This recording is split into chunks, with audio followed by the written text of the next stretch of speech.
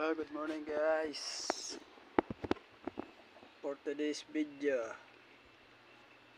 magsisigag tayo ng galunggong. Kaunti lang kasi hindi naman kumakain ng mga bata ng sinigang.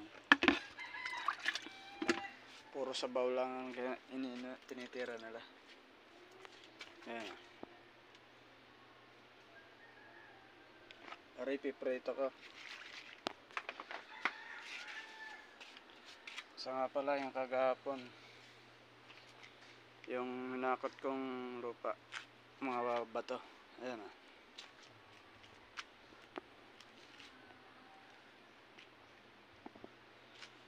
Hanggang doon sa may pathway. Miski pa paano,